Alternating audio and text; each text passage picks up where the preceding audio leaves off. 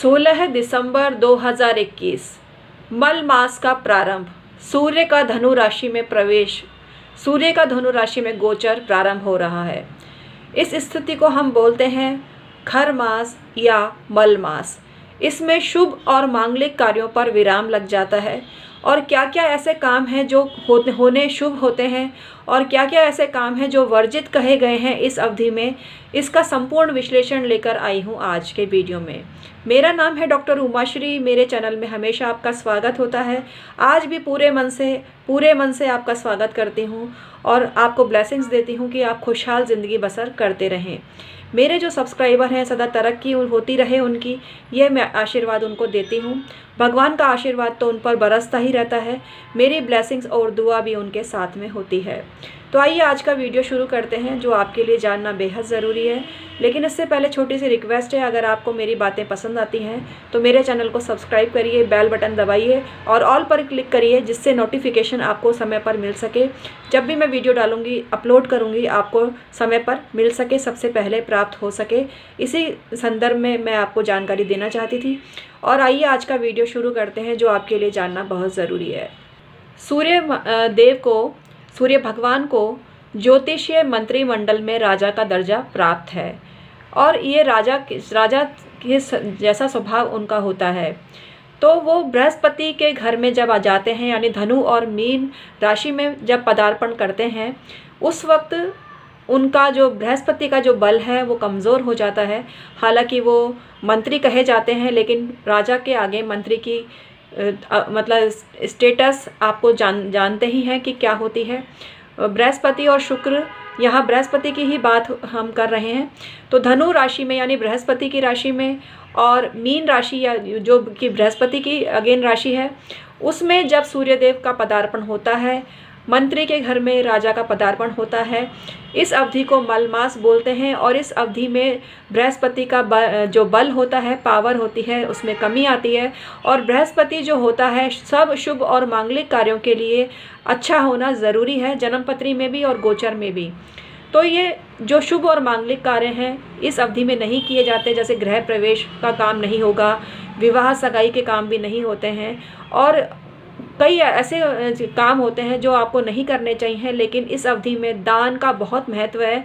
दान करने से बहुत पुण्य आपको मिलता है, सूर्य देव की उपासना से आपको बहुत पुण्य मिलता है और बहुत तरक्की आपकी होती है।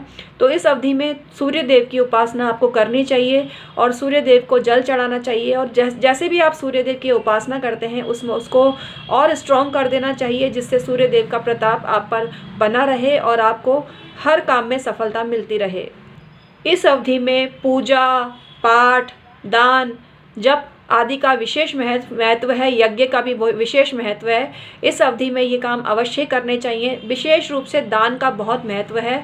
और ये जो सूर्यदेव धनु से मकर राशि में आते हैं, तब धनु मल मास की समाप्ति होती है और मकर में सूर्य के मंगल प्रवेश को भी शुभ माना जाता है। और मकर का सूर्य अच्छा तो कैसा माना जाता है, ये तो अलग मैटर है और इसके बारे में विस्तार से चर्चा अन्य वीडियो में करूंगी। लेकिन आपको बता दूं कि मकर संक्रांति पर भी दान का विशेष महत्व है और मकर संक्रांति के दिन जो दान किया जाता है वो कई गुना होके शुभ अवस्था में आपको प्राप्त होता है। तो धनु मल मास में भी आपको दान का विशेष महत्व है और दान आपको करना चाहिए। जगह जगह आपको इसका उपाय करना चाहिए। और आप जानते हैं, पौष बड़ों का आयोजन भी इस अवधि में होता है, जो कि बहुत शुभ माना जाता है। और पौष बड़ों में प्याज वगैरह लहसुन का प्रयोग नहीं करना चाहिए और भगवान को भोग लगाना चाहिए। पुनः प्रसादी का वितरण, तत्पश्चात प्रसादी का वितरण करना चाहिए। तो इस अवधि में तेल जलाने का भी विशेष महत्व है। तेल जलाकर आप अपने जीवन को सुखी बना सकते हैं। तेल का जो पकोड़े जो होते हैं, दाल के पकोड़े, जो इनको पौष बड़ा बोलते हैं, वो प्रसादी के रूप में वितरित किया जाता है और दान के रूप में भी आप इनको दे सकते हैं। कई भक्त गण होते हैं कि जो आयोजन कराते हैं स्पेशली पौष बड़ों का, और उनको भी बहुत फ़ायदा इससे होता है। इस अवधि में ऊनी कपड़ों का दान विशेष रूप से करना चाहिए। रजाई, गद्दे और तकिया या कंबल या शॉल विशेष रूप से दान के स्वरूप आपको देने चाहिए। ये दान स्पेशली मकर संक्रांति के दिन भी तो देते ही हैं आप, लेकिन धनु मास में भी इनका दान करना बहुत शुभ माना जाता है और इनके करने से गरीबों की ब्लेसिंग्स आपको मिलती है, दुआ आपको मिलती है। तो जितना भी हो सके दान ऊनी वस्त्रों का इस अवधि में करना चाहिए। और ऊनी वस्त्र अगर पुराने हैं तो फटे हुए नहीं होने चाहिए। कोई भी वस्त्र आप किसी को भी देते हैं, पहनने योग्य देते हैं तो आपको फ़ायदा होता है, अन्यथा आपको नए वस्त्र ही देने चाहिए।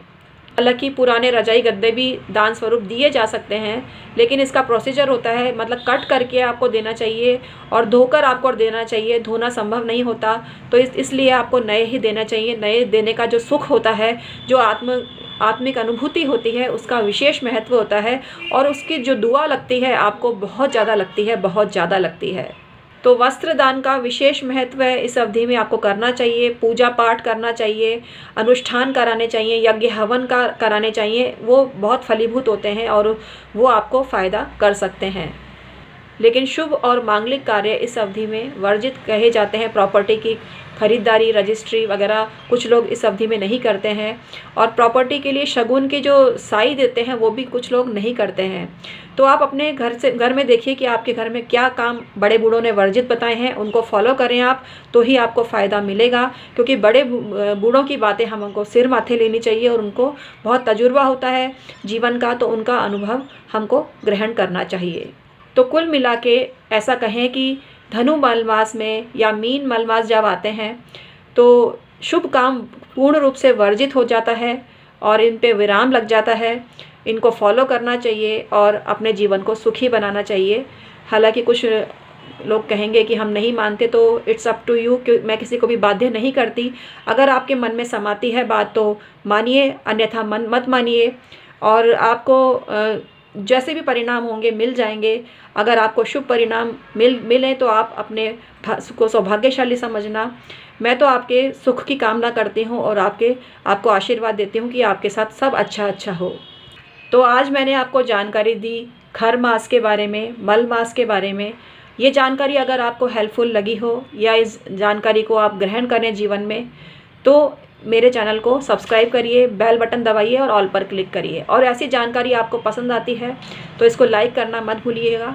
इस वीडियो को ज़्यादा से ज़्यादा शेयर करें, जिससे आपको पुण्य की प्राप्ति हो और आपको सबकी ब्लेसिंग्स मिल सके और आपके ज़रिए मुझे भी ब्लेसिंग्स की प्राप्ति हो जाती है। आप मेरे यूट्यूब पर अन्य वीडियो भी देख सकते हैं जो संख्या में 4000 हैं। वो मैंने बहुत मेहनत से बनाए हैं, बहुत मेहनत लगी है उसमें उनको बनाने में, तो उनको आप देख सकते हैं। बस आपको टाइप करना होता है डॉक्टर उमा श्री। मेरे वीडियो आपके सामने आ जाएंगे जो तरह तरह से आपको लाभ की प्राप्ति कराने में समर्थ होते हैं। तो वीडियो का आनंद लीजिएगा और मुझे बताइएगा कि कौन सा वीडियो है जो आपको बहुत अच्छा लगा और उससे आपने कुछ इंस्पिरेशन ली। तो आज का मैं वीडियो समाप्त करती हूँ प्यारे मित्रों, बहुत बहुत धन्यवाद।